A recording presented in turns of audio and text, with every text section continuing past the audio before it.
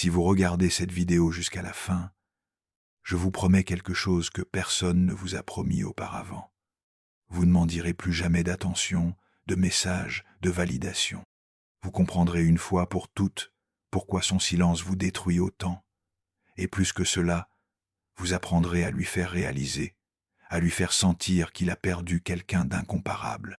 Pas avec des jeux, pas avec de la manipulation, mais avec quelque chose d'infiniment plus puissant, votre transformation émotionnelle. Ce que je vais vous raconter maintenant est basé sur une scène qui m'a profondément marqué. Et peut être qu'au fond de vous, vous avez vécu quelque chose de similaire. C'était un après-midi ordinaire. J'étais dans la salle d'attente lorsqu'une femme est entrée dans mon bureau, élégante, ferme, les cheveux soigneusement attachés, la posture imposante. Elle dirige une entreprise, a 2 merveilleux enfants et a déjà vécu un divorce brutal. C'est le genre de femme à qui tout le monde fait une ovation debout. Mais ce jour-là, elle n'arrêtait pas de pleurer. Elle tremblait. Elle a dit « Il m'a bloqué sur WhatsApp. Je ne comprends pas. Hier encore, tout allait bien. J'écoutais en silence. Mais à l'intérieur de moi, quelque chose criait. Comment est-il possible qu'une femme aussi extraordinaire est en train d'imploser pour quelqu'un qui la voyait à peine le week-end, qui est apparu quand il le voulait, a disparu quand il en avait besoin, et pourtant a pris plus de place émotionnelle dans sa vie que n'importe quelle victoire. Et puis, ça m'a frappé. Il existe une épidémie silencieuse et invisible. Une épidémie qui touche particulièrement les femmes les plus fortes, les plus généreuses et les plus résilientes. Des femmes qui sont des lionnes au travail, à la maternité, dans la vie, mais en amour, elles quémantent des miettes, comme des adolescentes désorientées. Pourquoi?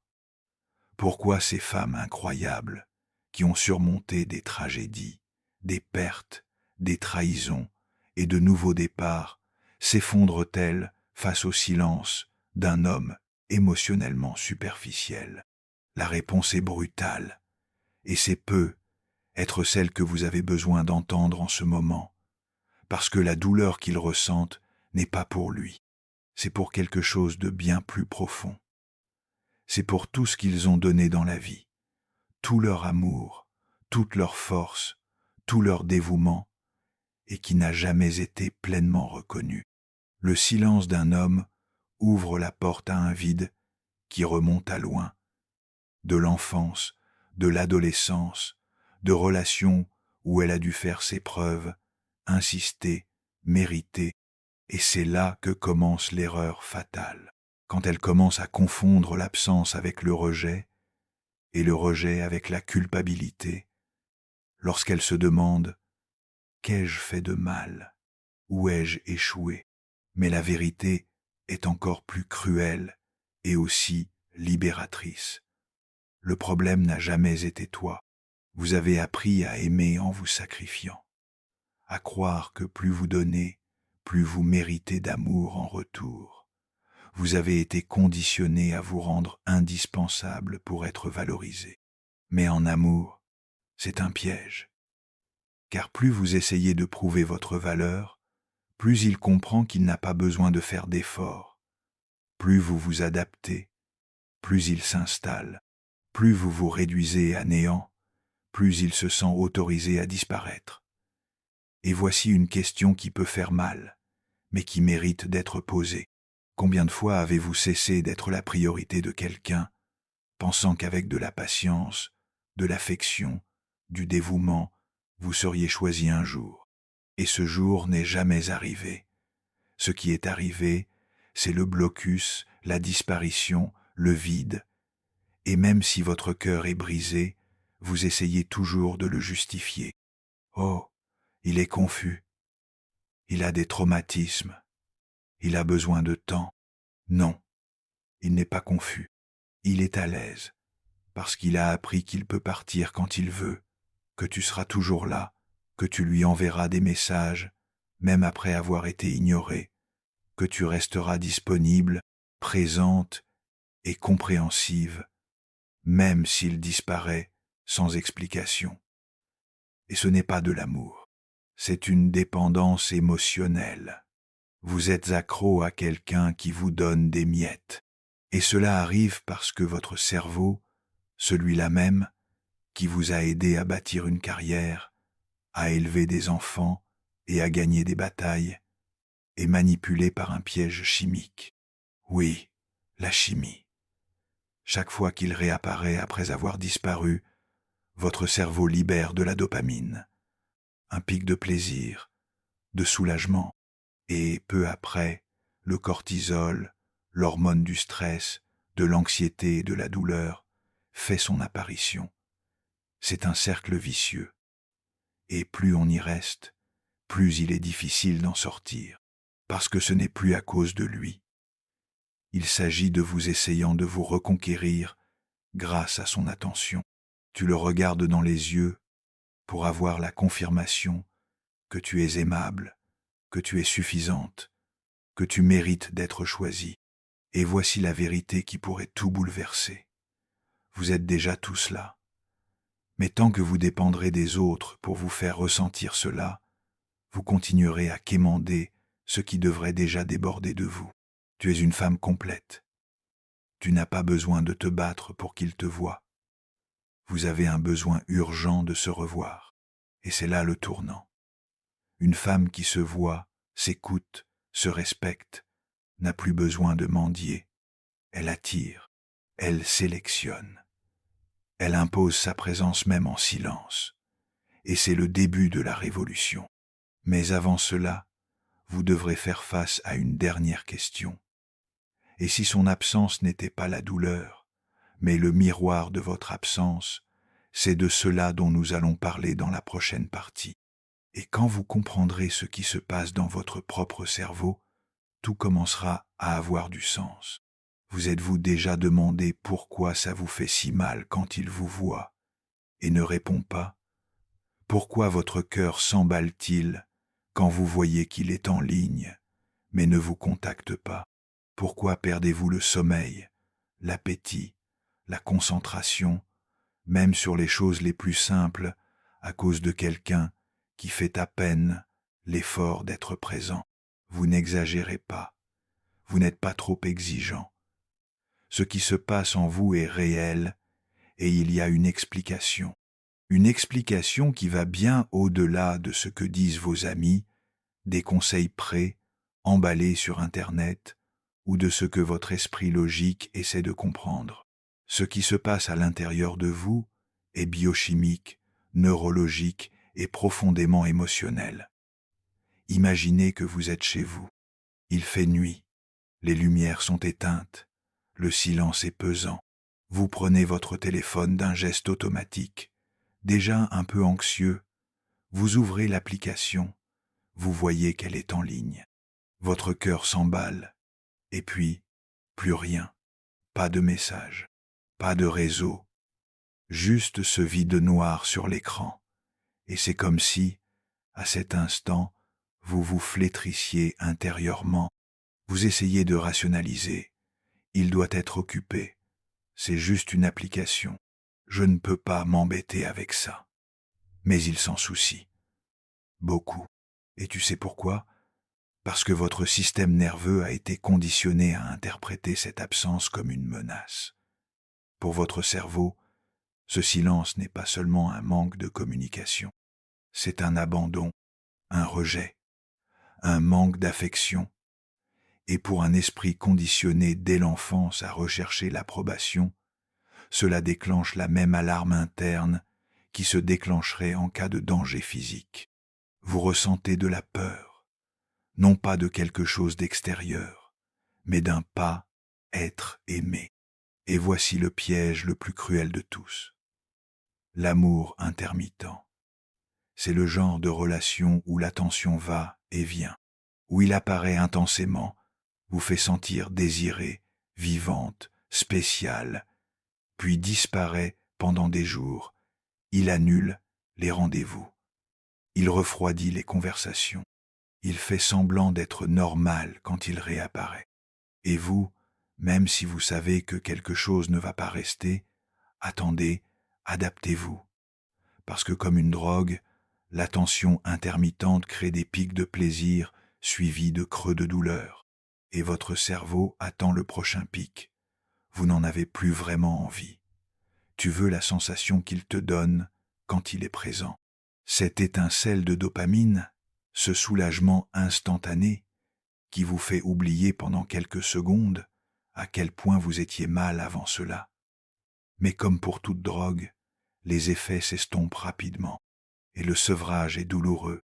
Un patient de 42 ans m'a dit un jour « Docteur, je ne l'aime même plus, mais j'attends toujours qu'il apparaisse comme si c'était l'air que je respire. » Cette phrase m'a profondément touché, parce qu'elle décrit ce que tant de femmes ressentent sans pouvoir l'expliquer. Le sentiment d'être kidnappé émotionnellement, comme si votre paix intérieure avait été prise en otage par quelqu'un qui n'a jamais rien promis, mais qui ne vous a jamais vraiment quitté. Et c'est parce qu'au fond, vous ne vous battez pas pour cela. Vous vous battez contre une vieille blessure. Être avez-vous grandi en entendant qu'il fallait bien se comporter pour être aimé, qu'il fallait avoir de bonnes notes, prendre soin de ses frères et sœurs, ne pas être trop agaçant, se montrer serviable, être parfait. Être avez-vous appris, trop tôt, que l'amour était quelque chose qu'on méritait, et non quelque chose qu'on recevait simplement. Et maintenant, adulte, cette programmation reste active. C'est pourquoi, quand quelqu'un vous ignore, votre corps tout entier s'effondre, votre cœur s'emballe, votre esprit se remplit d'hypothèses. Vous revivez des peurs dont vous ignoriez l'existence. C'est le corps d'une femme de 40, 50 ou 60 ans qui réagit avec la peur d'une fille de 7 ans.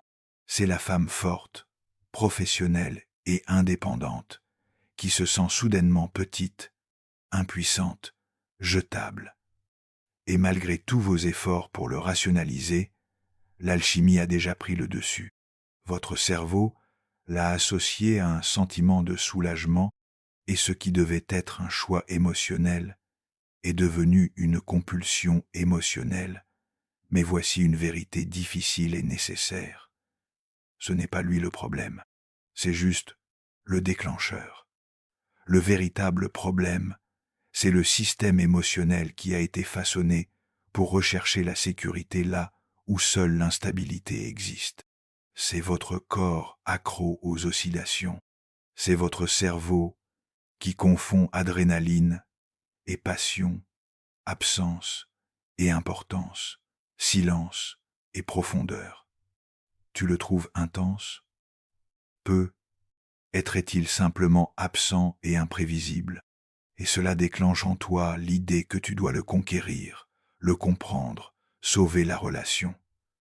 Mais cette urgence n'est pas de l'amour, c'est une réaction de survie. C'est votre système limbique qui essaie de vous protéger de la douleur de l'abandon, de l'humiliation et de l'exclusion. C'est pourquoi vous vous renfermez, vous vous adaptez et vous justifiez, parce que votre corps croit que s'il peut vous ramener à la normale, vous serez à nouveau en sécurité. Mais savez-vous ce qui est le plus dévastateur dans tout cela? Cette danse émotionnelle, ce jeu silencieux, vous vole. Il vole votre paix, votre estime de soi, votre joie spontanée. Il vole vos bons jours, votre sommeil, vos chansons préférées, votre concentration, votre lumière. Vous commencez à vivre en fonction de ce qu'il fait ou ne fait pas. S'il répond, vous vous détendez. Sinon, votre monde s'écroule. Votre valeur devient dépendante des notifications.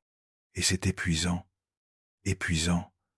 injuste, parce que tu t'es déjà battu si durement dans la vie. Tu as pris soin de tant de gens, tu as tant sacrifié pour que tout continue. Pourquoi maintenant, plus que tout, dois-tu te battre pour quelqu'un qui ne lève presque pas le petit doigt pour toi? La réponse réside dans une décision que personne ne peut prendre à votre place. Brisez ce cycle. Et cela ne signifie pas devenir froid, cynique ou indifférent. Cela signifie commencer à reconnaître quand vous êtes manipulé émotionnellement par votre propre neurochimie. Cela signifie s'éloigner, non pas par fierté, mais par protection. Cela signifie prendre du recul, même si quelqu'un vous manque encore, même si la douleur persiste. Une femme m'a dit l'autre jour, je pensais que, s'il me bloquait, je mourrais intérieurement. Et d'une certaine manière, c'est arrivé. Mais maintenant, je réalise que c'était précisément cette partie de moi qui avait besoin de mourir, celle qui implorait d'être choisie. C'est la mort symbolique du besoin et la renaissance de l'amour-propre. Tu n'as pas besoin de réponse de sa part, tu as besoin de te reconnecter avec toi-même. Ce n'est pas lui qui va vous donner la paix, c'est vous qui allez arrêter de la lui céder. Et croyez-moi, lorsque cette reconnexion s'amorce, quelque chose de magique se produit. Vous commencez à vous souvenir de qui vous étiez avant de vous perdre dans cette quête. Vous recommencez à vous écouter, à vous respecter, à vous donner la priorité. Et votre corps, votre cerveau, votre âme commencent à comprendre que ce n'est pas sa présence qui vous sauve, c'est votre propre présence. Et ça change tout. Maintenant, réponds-moi honnêtement. Combien de fois avez-vous aimé espérer être choisi à nouveau? Combien de fois avez-vous essayé d'être compréhensif, présent et généreux? Et pourtant, avez-vous été laissé à l'arrière-plan par quelqu'un qui pouvait à peine gérer ses propres émotions? Et pire encore, combien de fois, au milieu de son silence, de sa froideur, de son incohérence, avez-vous encore pensé que le problème venait de vous? C'est de cela dont nous devons parler maintenant, car il y a une vérité douloureuse, mais aussi libératrice, qui doit être dite.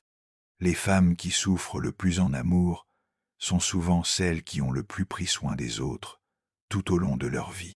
Oui, ce sont les forts, ceux qui résolvent tout, ceux qui anticipent le chaos et évitent les tempêtes, ceux qui n'ont jamais été perçus comme fragiles, car ils étaient toujours occupés à sauver les autres.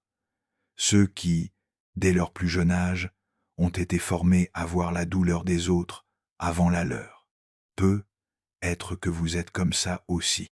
Vous pouvez sentir la tristesse de quelqu'un avant même qu'il ne s'en rende compte. Vous percevez la tension et vous vous positionnez pour éviter le conflit. Vous écoutez même quand personne ne parle. Et grâce à cette sensibilité aiguë, vous finissez par devenir refuge émotionnel pour ceux qui ne savent pas prendre soin d'eux-mêmes. Mais ce don a un prix élevé, car avec le temps, votre boussole intérieure se décale. Vous ne savez plus identifier vos sentiments, mais seulement les besoins des autres. Vous ne savez plus si vous désirez quelque chose, mais seulement si l'autre va bien. Et, à un moment donné, vous confondez l'amour avec une mission de sauvetage. Et c'est là que naît le schéma le plus cruel de tous. Quand vous attirez des hommes émotionnellement indisponibles, comme s'ils étaient des projets à réparer. Avez-vous remarqué cela? Commentez ci-dessous. Avez-vous déjà été impliqué avec quelqu'un qui semblait brisé, et avez-vous senti qu'il était de votre responsabilité de le guérir? Votre histoire peut aider d'autres femmes qui traversent exactement la même chose en ce moment. Ce genre de relation est comme des sables mouvants émotionnels. Au début, il paraît profond, mystérieux et même charmant dans sa douleur. Vous vous sentez sensible à sa vulnérabilité, persuadé qu'il y a du potentiel. Et puis, le cycle recommence. Il se rapproche, puis s'éloigne. Il se montre fragile, puis vous accuse d'être trop intense.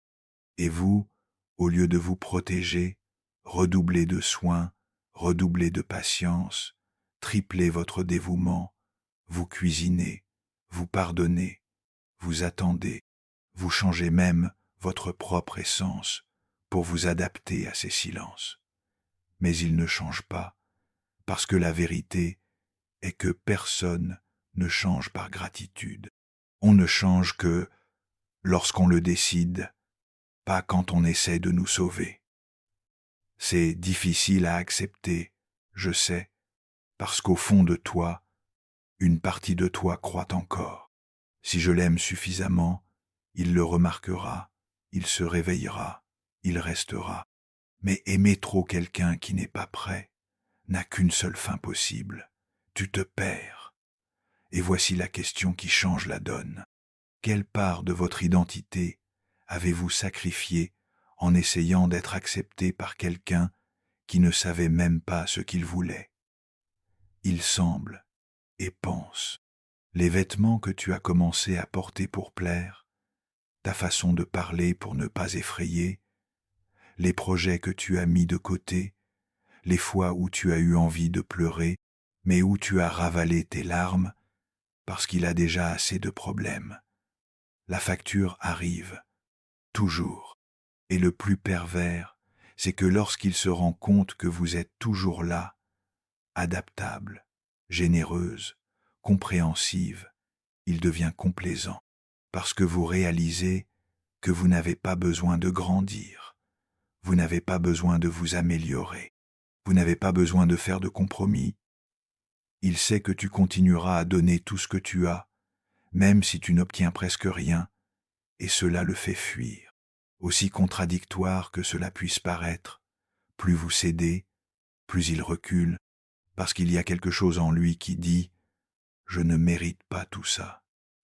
Ou pire, elle m'aime tellement que je n'ai pas besoin de faire d'efforts.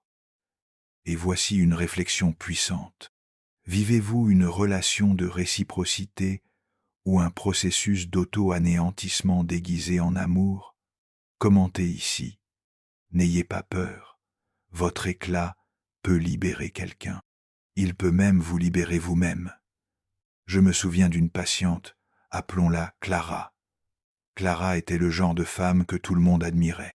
Une professionnelle exemplaire, une amie fidèle, une fille dévouée et une mère irréprochable. Mais en amour, elle s'est transformée en ombre. Elle est sortie avec un homme pendant 3 ans qui disparaissait lors des rendez-vous importants, évitait les conversations profondes et disait toujours « Je ne suis pas prête ». Clara attendait. Clara s'en est occupée. Clara croyait, jusqu'au jour où, après une énième absence inexplicable, elle me dit « J'ai l'impression d'être un coussin émotionnel. Il s'allonge sur moi quand il est fatigué, mais il ne m'emmène jamais avec lui quand il se lève. » Cela m'a détruit de l'intérieur, parce que c'était vrai. Elle n'était pas une partenaire, elle était un soutien, elle était un soulagement. Elle était un raccourci vers sa paix et un labyrinthe vers la sienne. Et peut être que vous vivez la même chose, se réveiller chaque jour en essayant de comprendre ce que vous avez fait de mal, alors qu'en fait, l'erreur a été d'accepter si peu pendant si longtemps de quelqu'un qui n'était jamais prêt à donner plus. Mais maintenant arrive quelque chose qui peut être transformateur, si vous le permettez. Vous n'avez plus besoin de prouver quoi que ce soit. Vous n'avez pas besoin de sauver qui que ce soit. Vous n'avez pas besoin de vous rétrécir pour vous adapter à n'importe quel espace. Il te suffit de revenir à toi. Et quand ce retour se produit, tout change. La douleur reste là pendant un certain temps, oui, mais ça commence à se dissoudre, parce que votre corps comprend qu'il n'a plus besoin de supplier, qu'il n'a plus besoin de saigner en silence, qu'il n'a plus besoin de lutter pour être remarqué. Et c'est à ce moment-là que quelque chose de nouveau naît, votre présence. Une présence ferme, sereine, complète, qui ne s'incline plus devant l'absence de personne, qui n'accepte plus d'être un décor dans des histoires qui ne sont pas dignes de leur scène principale. À la fin, vous êtes le centre, tu es le soleil, vous êtes l'histoire elle-même, et celui qui ne sait pas voir cela, qu'il apprenne, ou que passe. En 2022, un groupe de neuroscientifiques de l'université de Stanford a publié une étude fascinante. Ils ont analysé l'activité cérébrale de personnes ayant vécu des ruptures douloureuses et ont découvert quelque chose de surprenant. La zone du cerveau activée lors du rejet romantique est la même que celle activée en cas de douleur physique intense. D'autres termes, pour votre cerveau, être ignoré ou rejeté fait aussi mal que de se casser un os. Mais ce que cette étude n'a pas expliqué, et ce que la plupart des gens ne comprennent jamais, c'est qu'il existe un deuxième type de douleur, beaucoup plus silencieuse et beaucoup plus profonde. La douleur de se perdre en essayant de garder l'autre personne proche. Et cette douleur est la plus dangereuse, parce qu'elle ne vient pas de l'extérieur, elle vient de l'intérieur. Cela apparaît lentement, presque imperceptiblement. Au début, vous tolérez de brefs silences, puis vous acceptez des excuses bidons. Bientôt, vous commencez à justifier l'injustifiable. Et sans vous en rendre compte, vous ne savez plus où s'arrête l'amour et où commence la peur d'être abandonné. C'est à ce moment-là que surgit l'envie de combler chaque silence, d'envoyer un autre message, d'appeler, de demander si tout va bien, même si vous savez que ce n'est pas votre responsabilité de résoudre ce qu'il refuse d'affronter. Tu parles trop, tu essaies trop, tu donnes trop, car au fond, il croit que le bruit de sa présence peut empêcher l'abandon. Mais c'est là qu'intervient le concept le plus puissant de tout ce voyage. Silence, conscient, ni par vengeance, ni par manipulation, mais comme un retour radical à soi-même.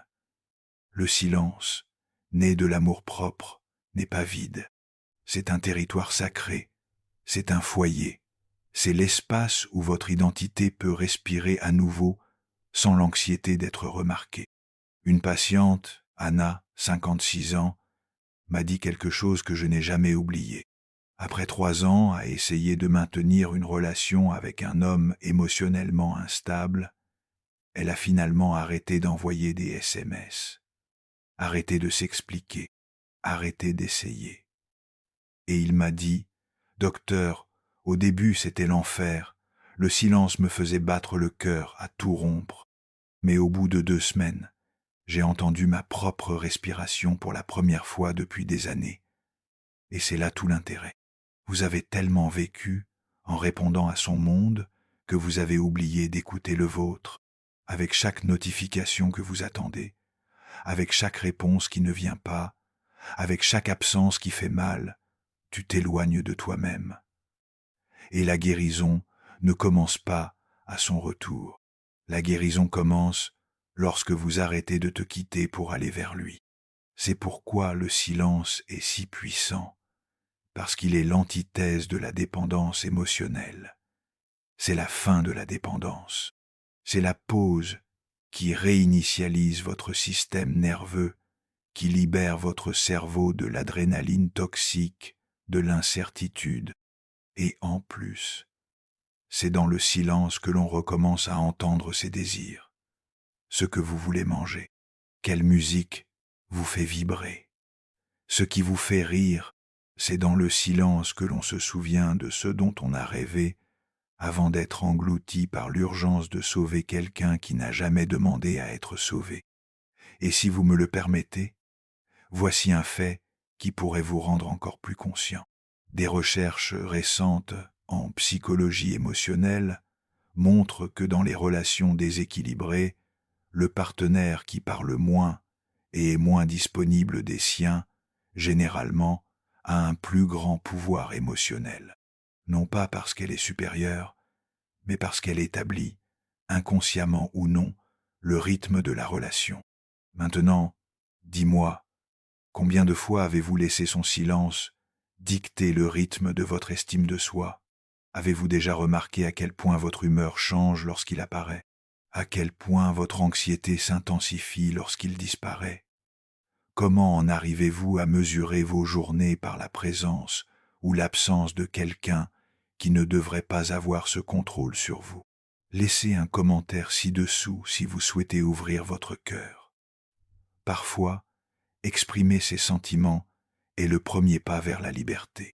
Le silence, lorsqu'il est utilisé consciemment, restaure ce pouvoir.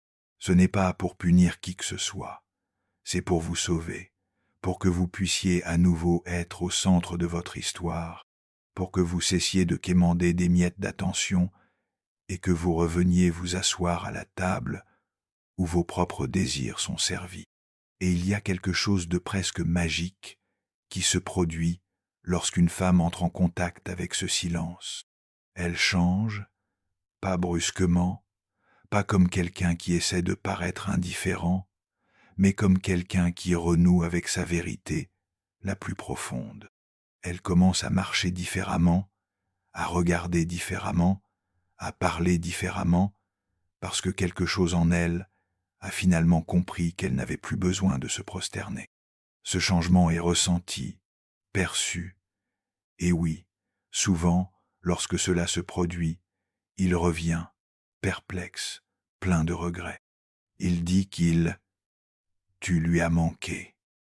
Mais alors, quelque chose a déjà changé en toi, parce que maintenant, il te manque autre chose, de ta paix, de ta lucidité, de la femme que tu as retrouvée, en cessant de vouloir te rendre indispensable à quelqu'un qui te traitait comme une option. Et lorsque cette femme se lève, non pas avec colère, mais avec présence, le monde change, parce qu'elle n'exige pas le respect, elle donnait respect. Elle n'a pas besoin d'expliquer sa valeur, elle les occupe à valeur, elle ne menace pas de partir. Et le où, si le lieu n'est pas digne de votre présence, et ça ne s'apprend pas en lisant des slogans ou en regardant des vidéos de motivation, cela s'apprend en silence. Dans l'espace où votre voix intérieure devient plus forte que la voix de votre besoin. Vous n'avez pas besoin de crier pour être entendu. Il vous suffit, dès si vous écoutez avec plus de courage que vous n'écoutez son absence. C'est là que tout commence. Dans le silence où tu te retrouves enfin, tu n'as plus besoin de te battre, ni pour des réponses, ni pour la présence, ni pour l'amour. Vous avez fait tout ce que vous pouviez. Vous avez écrit de longs messages pour vous expliquer. Vous avez accepté des silences qui vous ont déchiré. Elle a ravalé ses larmes dans la salle de bain en vous disant que tout allait bien. Vous vous êtes convaincu qu'il était juste perdu, ou qu'il avait peur de s'impliquer. Elle s'est sentie coupable d'exiger le strict minimum, comme si exiger de la constance était trop demandé. Mais maintenant le temps est venu de comprendre, avec le corps, avec le cœur et avec la conscience qu'aimer ne signifie pas disparaître pour s'intégrer dans le monde de quelqu'un d'autre. Aimer, ce n'est pas supporter l'insupportable. L'amour ne consiste pas à porter l'autre sur son dos, en espérant qu'un jour il vous regardera avec une gratitude qui n'est jamais venue. Et tu le sais, parce que si vous êtes arrivé jusqu'ici, c'est parce que quelque chose en vous a déjà commencé à s'éveiller, et lorsque cet éveil se produit, une nouvelle compréhension se forme. Ce que vous ressentez n'est peut être pas de l'amour, mais de l'attachement déguisé en dévotion. L'attachement vous fait croire que vous avez besoin de l'autre personne pour être entier, que sans lui, la vie perd sa saveur, que s'il part, plus rien n'aura de sens. Mais le véritable amour ne consomme pas, il construit. Le véritable amour est un choix, pas une dépendance. Il s'agit d'un ajout et non d'un effort unilatéral. C'est de la liberté, pas de la surveillance émotionnelle. Et tu le mérites. Vous méritez d'être aimé par quelqu'un qui n'a pas besoin que vous vous diminuiez pour vous intégrer dans sa vie. Pour ceux qui admirent votre force, votre sensibilité, votre présence, et qui n'essaient pas de la démanteler parce qu'ils se sentent menacés, mais avant de trouver cet amour, vous devez faire quelque chose que vous n'avez être jamais fait dans votre vie.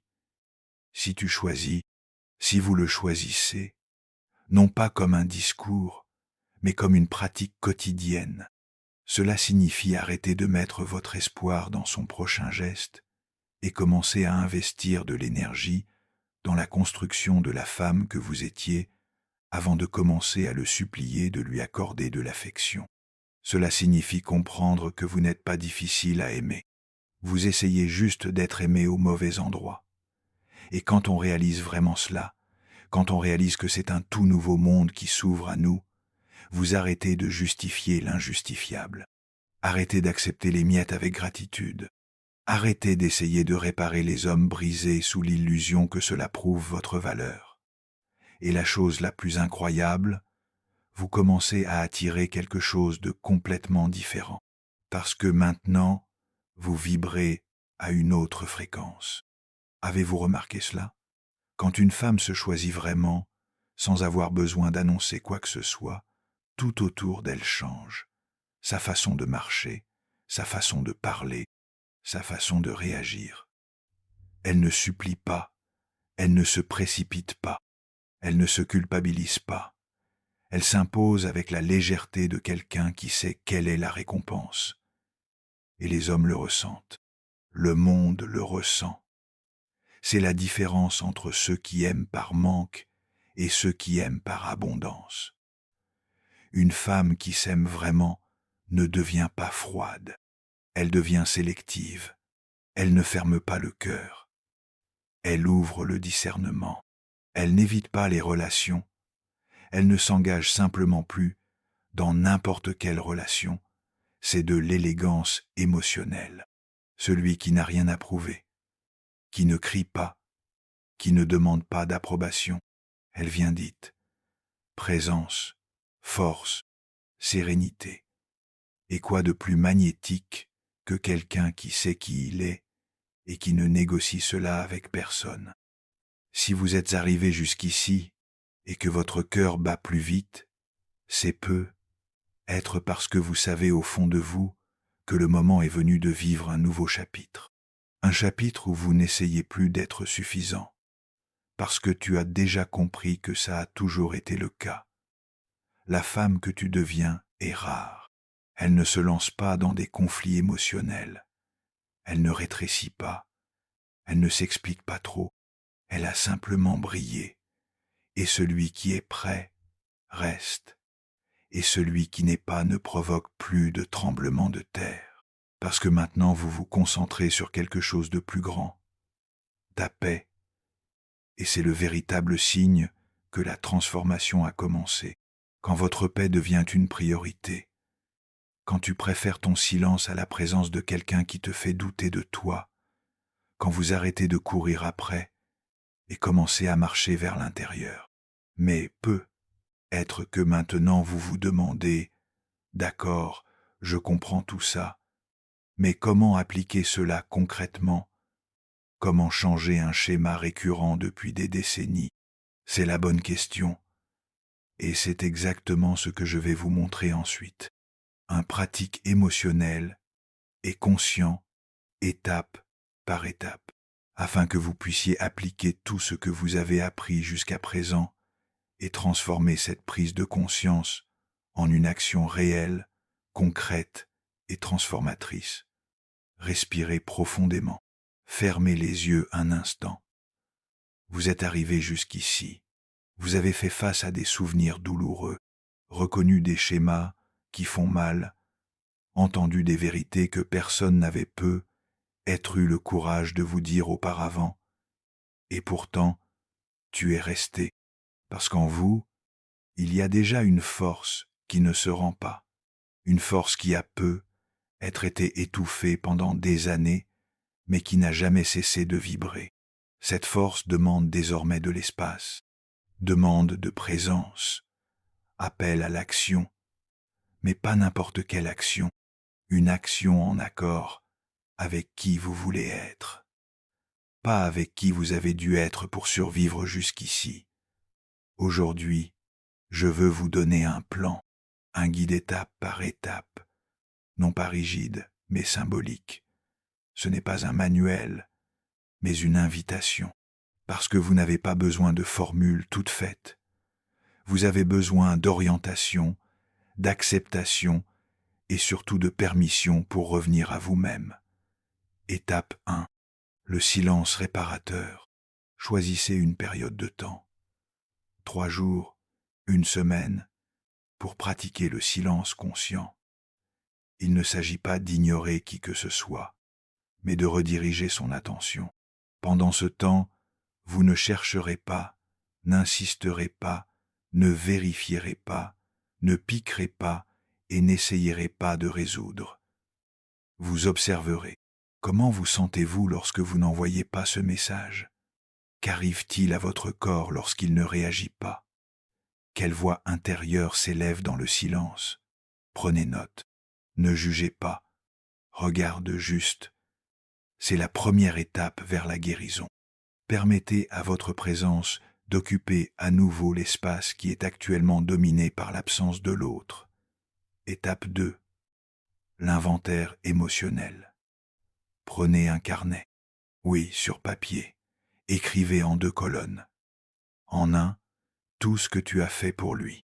Dans l'autre, tout ce que vous avez arrêté de faire pour vous-même dans ce processus.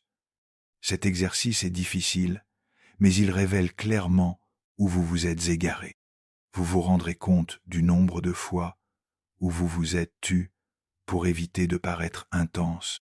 Combien de plans a-t-il abandonné pour maintenir la paix? Combien de dimanches tristes a-t-elle rempli d'excuses qu'elle s'est inventées? Et être qu'en le voyant sur papier, vous commencerez à vous souvenir de la femme que vous étiez avant la peur du rejet.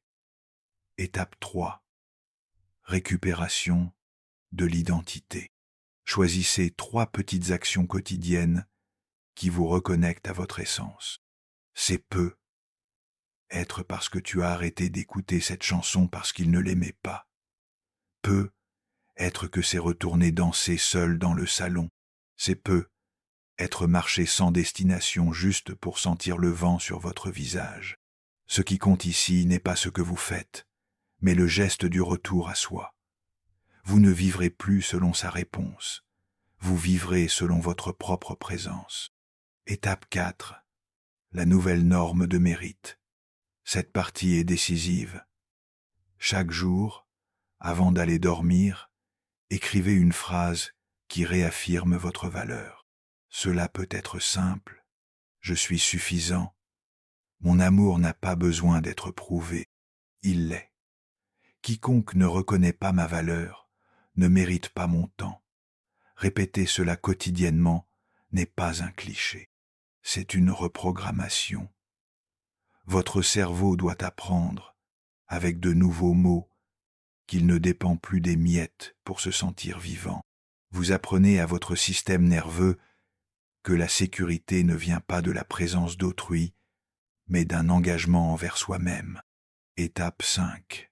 Le nouveau pacte. Le moment est venu de conclure un pacte, pas avec lui, avec toi. Un pacte pour ne plus jamais s'abandonner, ne plus tolérer ce qui vous détruit juste pour garder quelqu'un près de vous. Ne mendiez plus jamais de miettes émotionnelles lorsque vous êtes le festin. Écrivez ce pacte, signez-le, datez-le, sauvegardez. Chaque fois que vous avez envie de revenir en arrière, relisez-le. Est-ce que tu vas tomber parfois? Oui. Ça va te manquer? Bien sûr. Mais maintenant, vous aurez de la clarté. Et la clarté est le début de la liberté. Vous n'avez pas besoin d'être parfait. Il faut juste être fidèle à soi-même. Et être qu'en chemin, quelque chose d'extraordinaire se produira. Vous découvrez que l'amour que vous recherchiez chez les autres vous attendait en vous, toi, avec ton histoire, toi, avec tes cicatrices, toi, avec ton courage de recommencer même après avoir été tant brisé. C'est le moment. Maintenant que tu sais, maintenant que tu as ressenti, il est temps d'agir. Et si cette vidéo vous a touché, si elle a réveillé quelque chose en vous, s'il vous plaît, ne partez pas tranquillement. Abonnez-vous à la chaîne, aimez la vidéo. Et si vous le ressentez dans votre cœur, commentez ci-dessous, anonymement, si vous le souhaitez, ce que vous avez le plus besoin de sauver en vous-même. Votre histoire pourrait être le miroir dont une autre femme a besoin pour commencer à guérir. Tu n'es pas seul. Voici un espace de conscience, de présence, de silence, mais jamais d'abandon. Nous marchons ensemble. Et votre prochaine étape pourrait tout changer.